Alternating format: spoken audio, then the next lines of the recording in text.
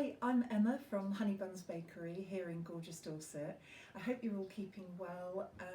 I'm going to go through today two very quick pudding ideas, or pudding hacks if you like, using our beloved and best-selling two different types of brownie. First of all, I'm going to use the milk chocolate brownie. I've already introduced this in a previous video, so do check that out. It'll be on YouTube. Honeybuns YouTube. This is a mixture of milk and dark chocolate. We use Belgian chocolate, naturally gluten-free as well, and we also use a blend of ground almonds instead of flour, which gives a beautiful moisture content, and a hint of espresso coffee, which brings out the chocolate flavour. So really lovely stalwart product. What we're going to do today is make a very simple pud, so that when we can have friends round again, this will make a lovely cheats dinner party dessert. Okay, so cutting it up into chunks, you get 8 out of a piece like that. Slosh in your poison of choice. I am using Kirsch because it ties in with some ingredients from another friendly company, they're friends to us online, who sell various top-notch ingredients, and I wanted to showcase those today. So we're keeping it in a Black Forest Gâteau kind of a vibe with the Kirsch or cherry liqueur. So using these sour dried cherries from a company called Sous Chef, which is S-O-U-S Chef. They sell an amazing array of, as the name would suggest, chefy global ingredients. We love them, and they serve trade and the general public as well. And just to be upfront about everything, we are not accepting any monies from any company at all. We're simply just giving a shout out to those who we think do really good stuff and we deal with already, and we want to try and help through this crisis as much as we can, so I hope that's okay. But do check them out, they're really friendly as well. And it was started by a lovely lady called Nicola, who couldn't get the ingredients she wanted.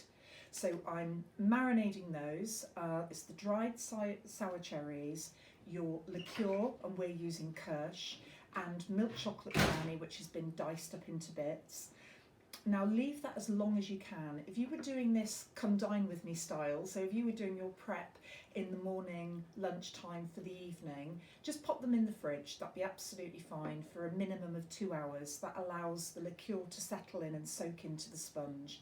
Okay, so let's pretend that we've done that and allowed them to soak. What we're going to do then is decant them into a very pretty, these are my grannies and I love them, I've only got 2 now. But they're so lovely. Decant into your pretty bowl of choice. So this is for 1 serving, 1 person, which, as you can see, I do err on the side of generosity when entertaining. And what we're going to do next is your dolloping substance of choice. I happen to have Greek low fat, which goes against the grain, yogurt, but you can use anything, preferably full fat I would say, creme fraiche, whipped cream, ice cream if you're doing it right there and then to serve, or yogurt, whatever takes your fancy really. Fromage frais would work well. And then the pièce de résistance, these absolutely beautiful cherries marinated in an almond liqueur, and these are from Sous Chef and they are stunning. So what I'm going to do is leave 3 on the top. You could put more on your lower level depending on how generous you're feeling, and then drizzle. I'm the first to admit I'm not particularly dab-handed. The flavours I can do, the presentation not so much.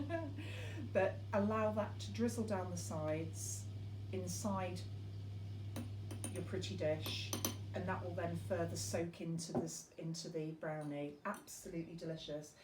As a finishing touch, because we've got these in the bakery, don't worry if you haven't got them, any kind of, for a little bit of retro, ooh la la, there's your Black Forest Gâteau pud.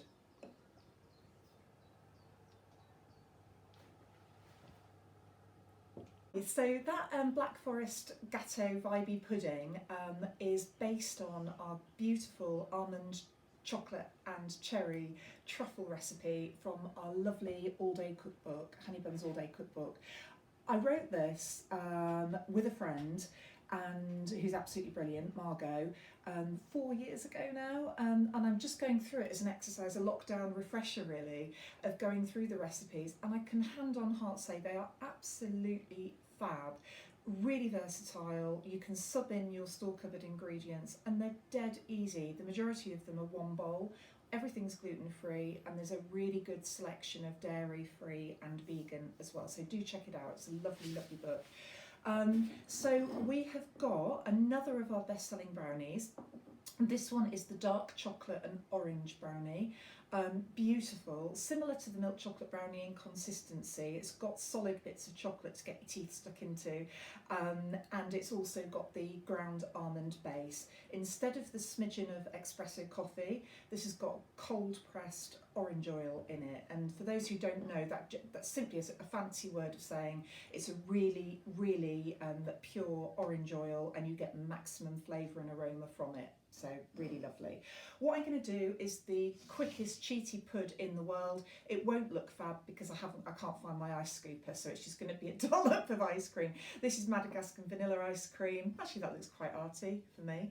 And then we're going to showcase again from the wonderful, wonderful Sous Chef, which is SOUS Chef, some of their, and I've just been eating these this morning, dried blood orange crisps. They are sensational.